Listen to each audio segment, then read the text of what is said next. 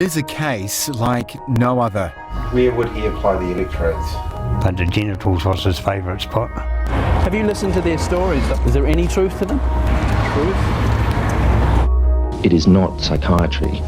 These children were tortured, in my opinion. It's a matter of national shame. Let justice take its course. That obviously did not happen. A paper trail of allegations that date back 40 years.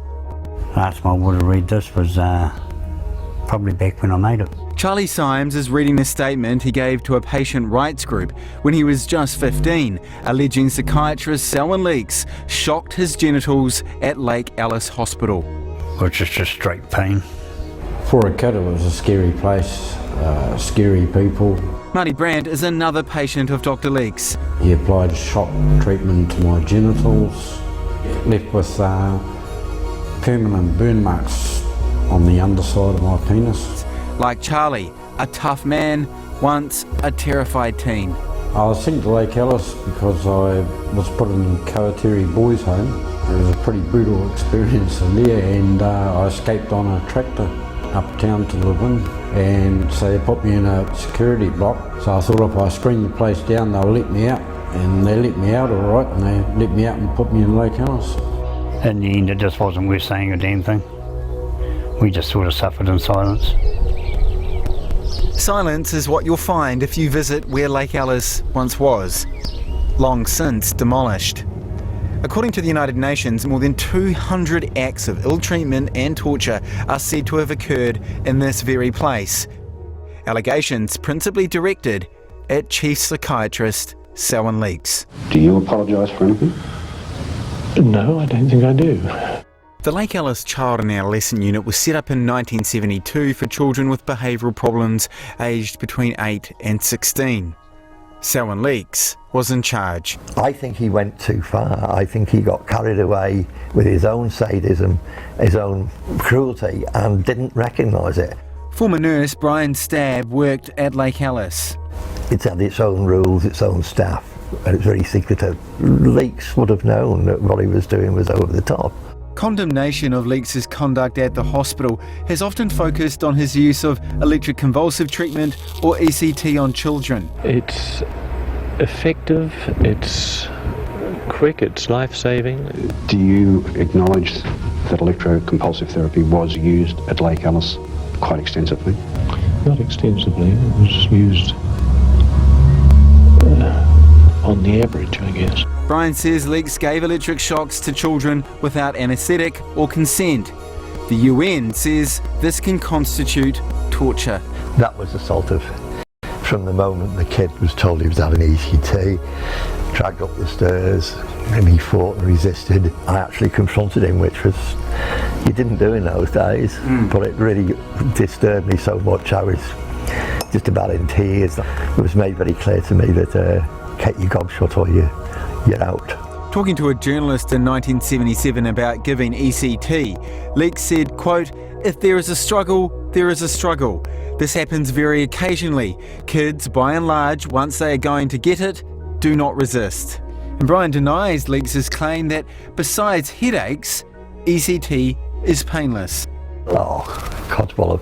I know because I've experimented it with myself. It was bloody painful, very painful. Some of the patients say they were given ECT on the genitals. Do you believe it to be true? I think it happened to at least one. A lot of them had to endure some terrible things, terrible abuse. Gloria Barr worked as a nurse aide at Lake Alice in 1976. So there's me in a long dress. She has never forgotten the children of Lake Alice. I used to think to myself, what most of these kids need is some love. For kids to wind up in a place like Lake Alice, I'm sure the parents really had no idea what they were sending their children to. Into the care of Selwn Leeks. I think there was a certain amount of fear attached to him actually from the kids. You know, there was tension and fear. Gloria says she had to restrain a boy of about 12 who had soiled himself. She says he was sent to see Leeks and his electric shock machine. This kid was absolutely trembling in his boots because he had to come upstairs.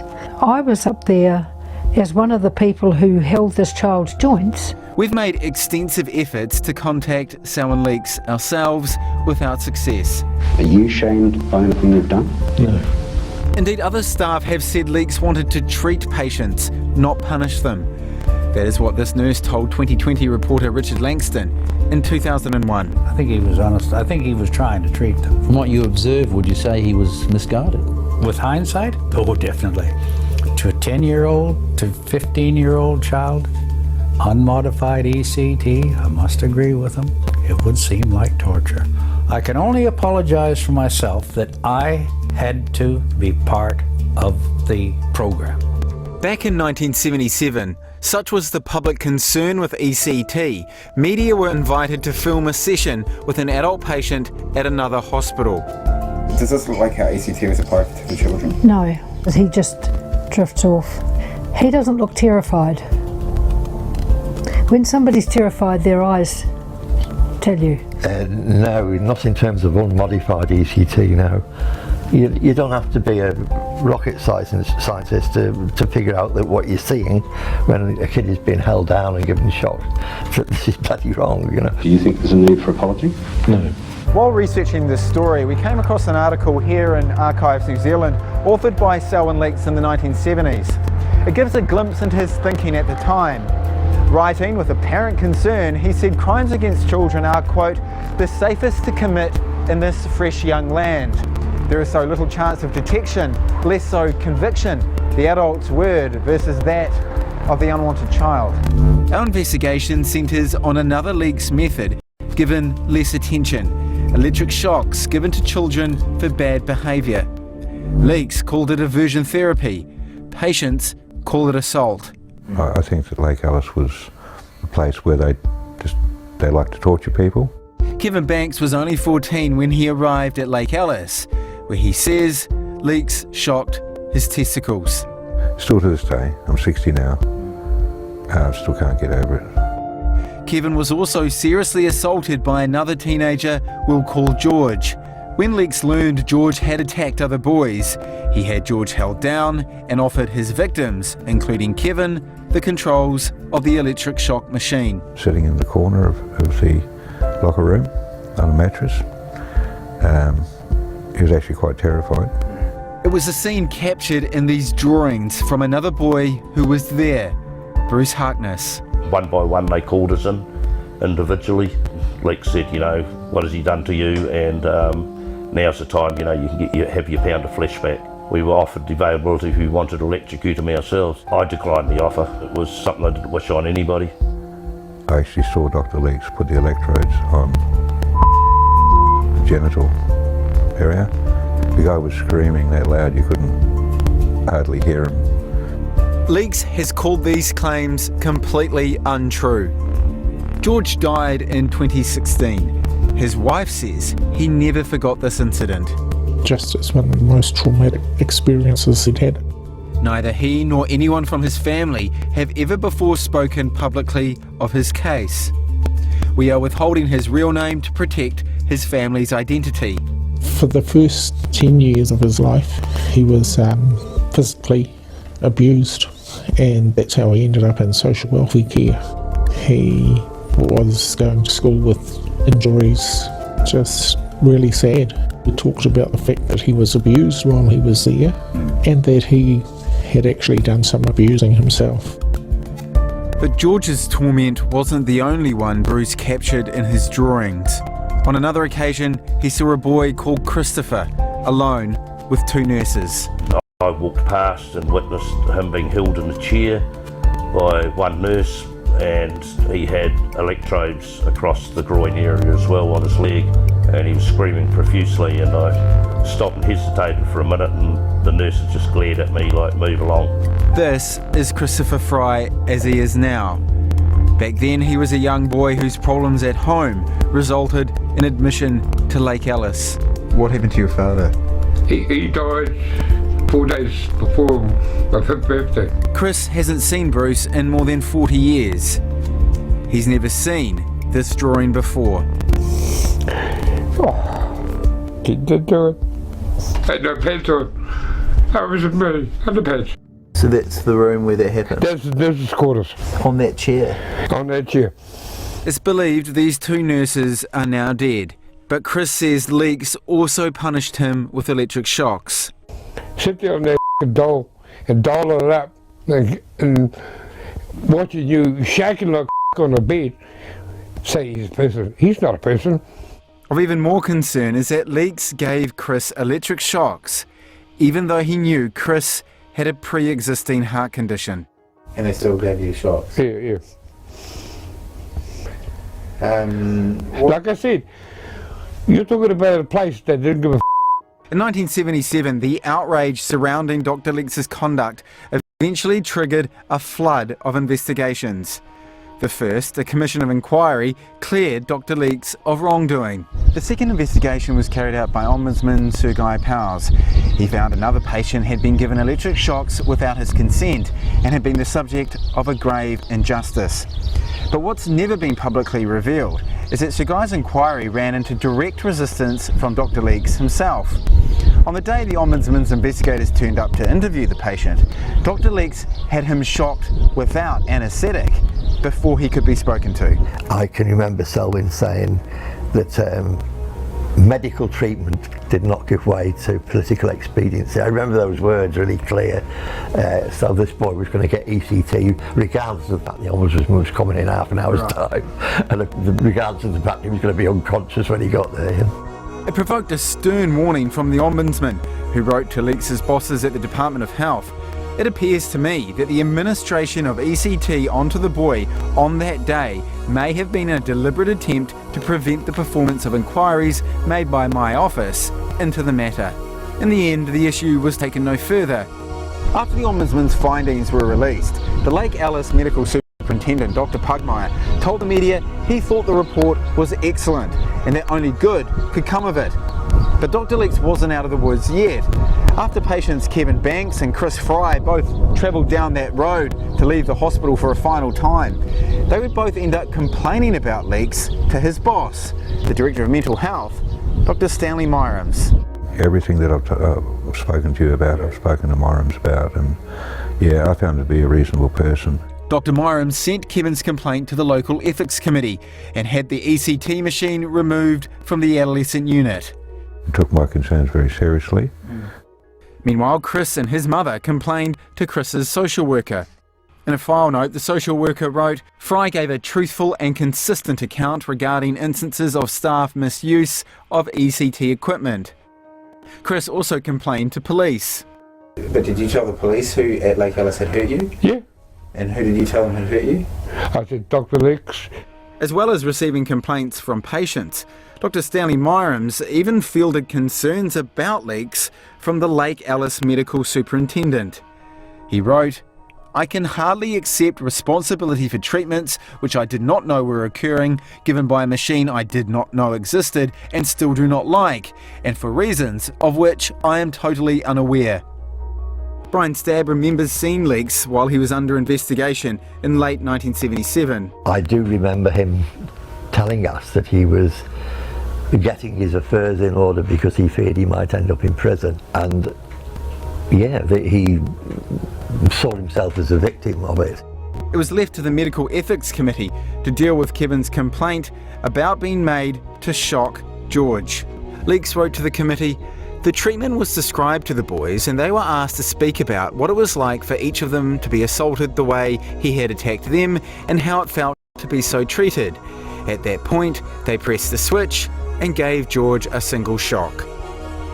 But in response, the committee wrote, we can in no way see that it is acceptable psychiatric therapy to involve the victims in a punishing situation with the patient concerned. We appreciate that this could have been carried out by you in good faith at the time, but feel strongly that this constituted grossly unethical conduct likely to bring the reputation of the medical profession into disrepute. It took a few years out of my life going to that medical council board. It was quite frightening. But medical authorities cleared Leeks of Kevin and Chris's complaints, as did the police. What do you think now, looking back, that they did nothing? The government department. The exact reasons why are unknown, as documents relating to both investigations are missing. So you didn't have any confidence that they would do anything anyway? No. Press reports from the time indicate that Dr. Leeks had some pretty high-profile defenders. The Deputy Prime Minister, Brian Tallboys, said instead of being criticised for the work that he did here at Lake Alice, Dr. Leeks should be praised. Was he worried, or was he... pretty blasé about it, really. Well, he was on his way to Australia. With his troubles at Lake Alice behind him, Leeks departed for Australia in January 1978. And at the end of the day, he was believed. He got off, and the rest is history. It was to Melbourne Dr. Leeks would come to find work, taking on a new role that had been vacated by child psychiatrist Dr. Alan Maudsley. Dr. Leeks applied for and was appointed to a position of consultant child psychiatrist at Dandenong Child Guidance Clinic. Dr. Maudsley would for 2 decades work as the principal advisor on child psychiatry to the Victoria Department of Health.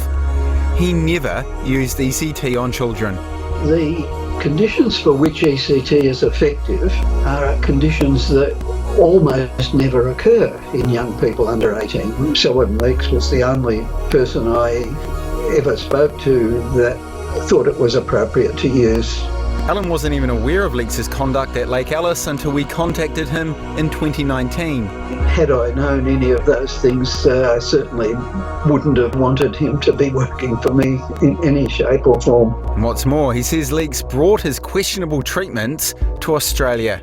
Question was raised to the chief psychiatrist about Dr. Leeks having used ECT with children in a private hospital. The chief psychiatrist was anxious that some question had been raised and asked me to accompany him to a discussion about it.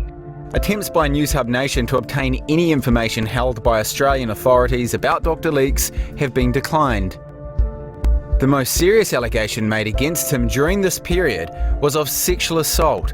It came from a young mother called Kathy Alexander, who took her child to see Dr. Leeks in 1979. He told me that he was ahead of his time, well ahead of his time. At their consultation, Kathy said Leeks started talking about Lake Alice. That he was saving New Zealand from these boys who would turn out to be future rapists and thieves and murderers. She says that is when Dr. Leeks first assaulted her after giving her Valium. I had no speech because he had given me some Valium with the intent of raping, and I just remember that so clearly, him stroking my face and telling me what a hero he was. We have tried unsuccessfully to contact Leeks about Kathy's case, but previously he strongly denied her allegations. Kathy said at the time she tried to complain to Australian authorities about the attack, but was ignored. I was crying through the whole thing, and I just felt totally dismissed, absolutely dismissed.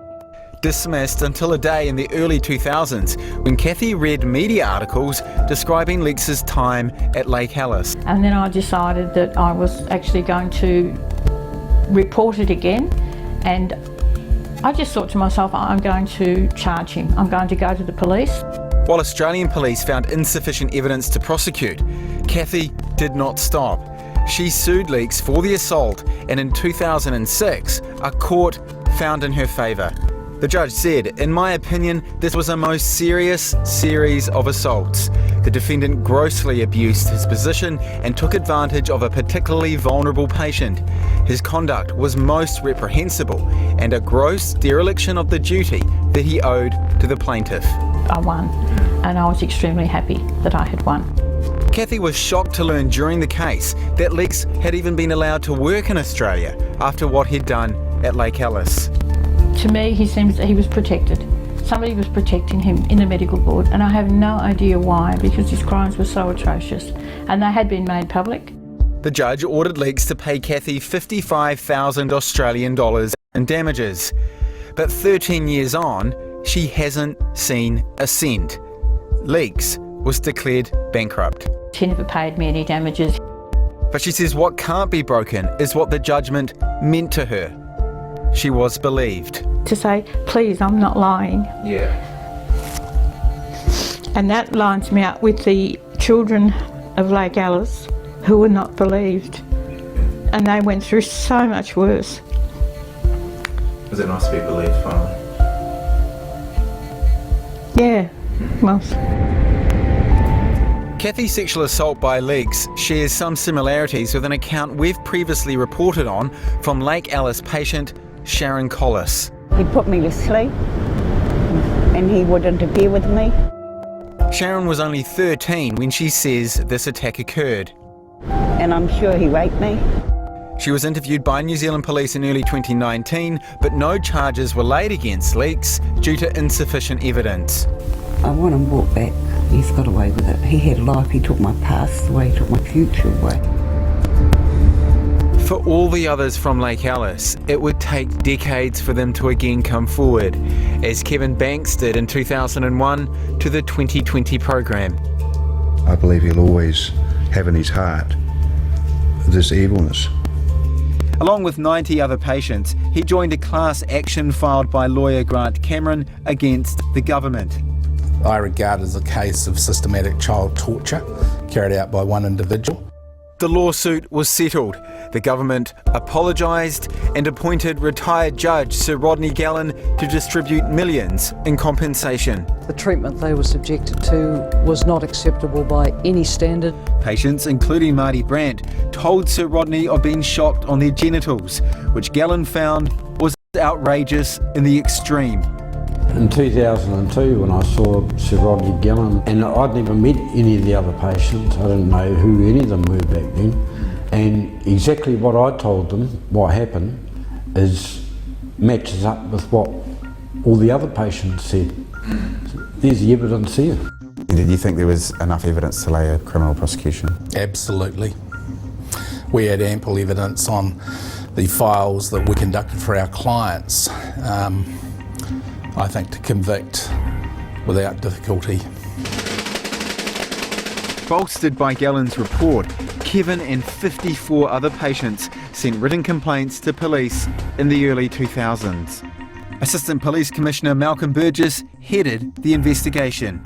We'll make an assessment on whether a prosecution is possible or not.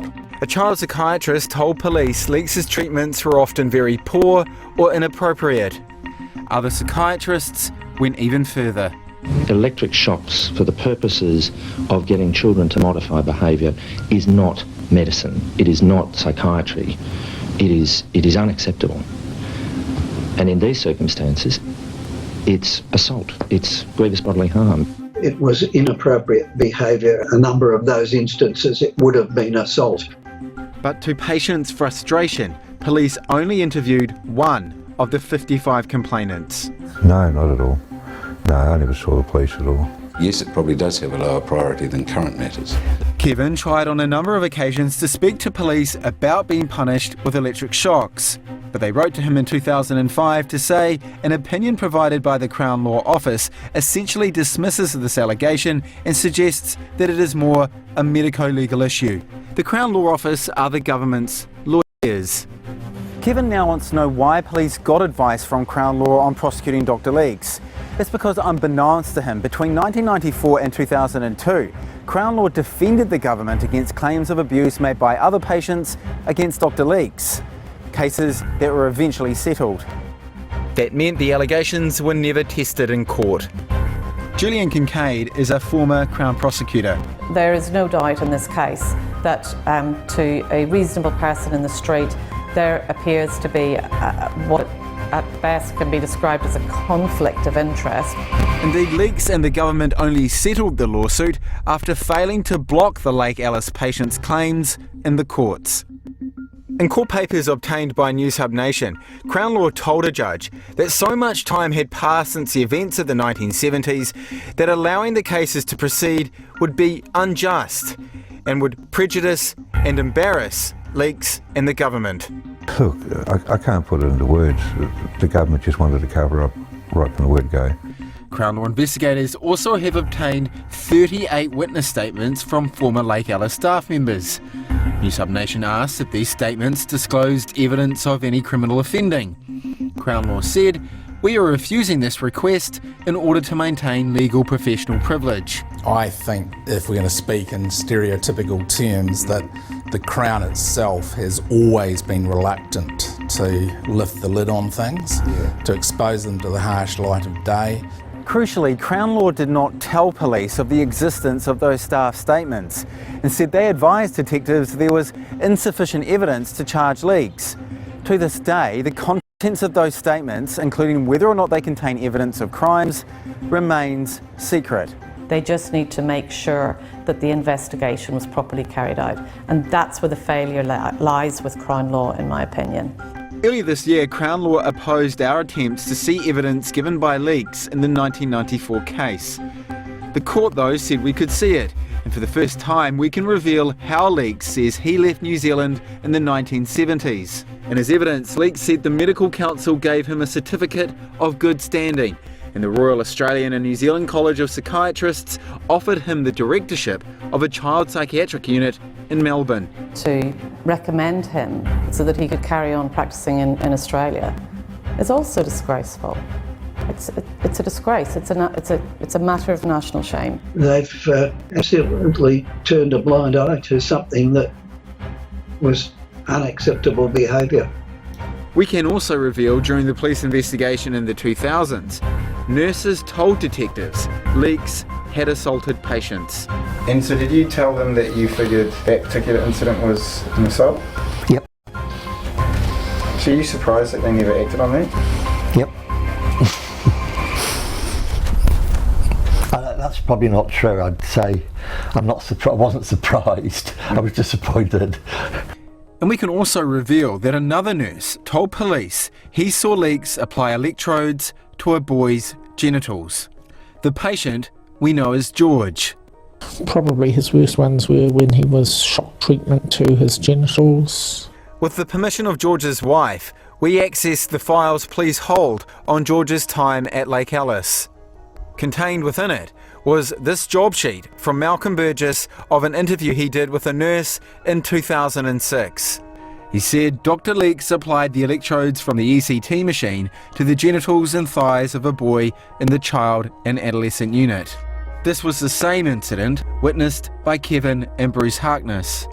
I stayed in there for about 10-15 seconds when he started screaming out loud in agony. I'm sad, I'm upset, I can't change what happened for him, and I can't bring him back.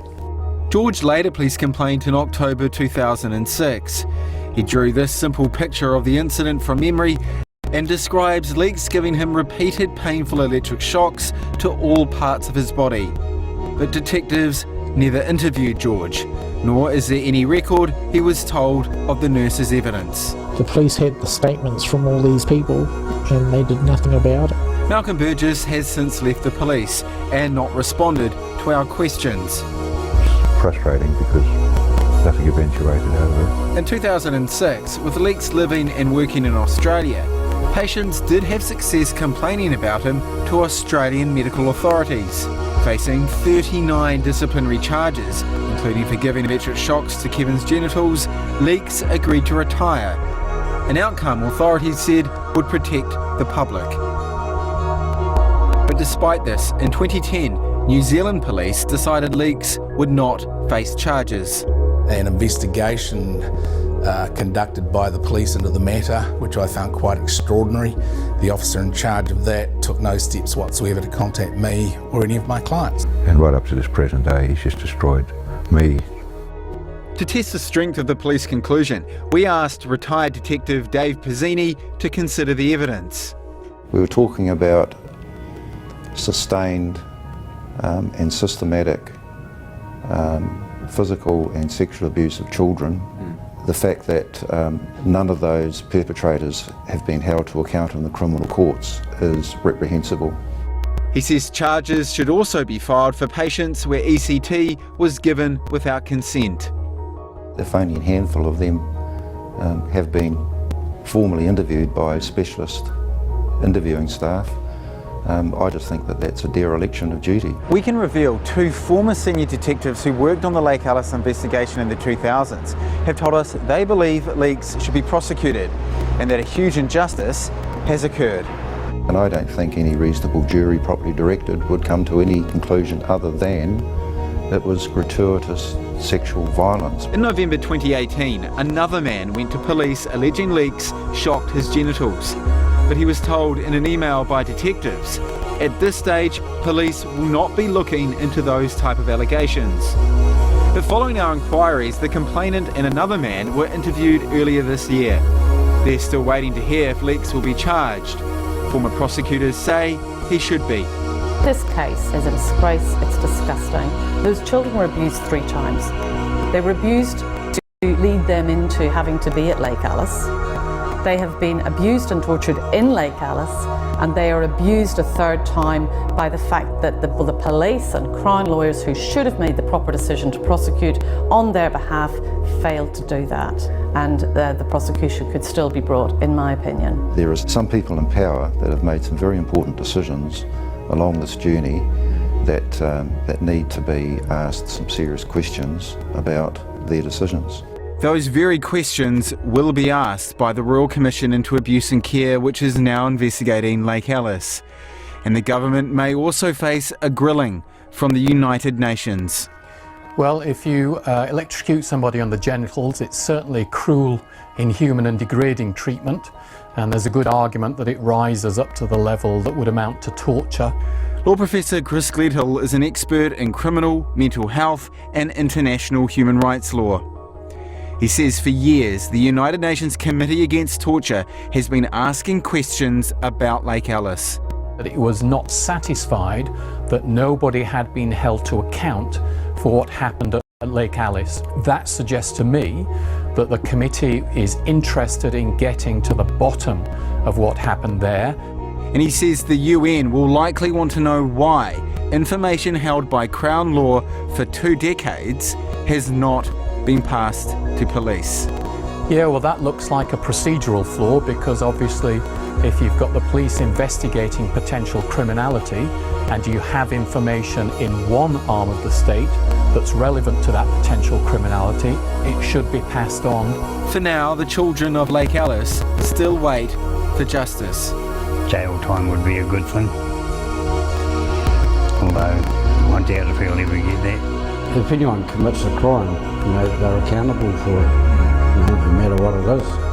But no one's been accountable for this. I meet a lot of the kids out there, and they're really decent kids. They just needed some love, and they never got that. It was the one thing he wanted to see happen, was for Selwn Leeks to be held accountable for the shit he put people through. Unsettled knowing that Leeks may well end up being right all along, that offences against children are safest to commit in this fresh, young land.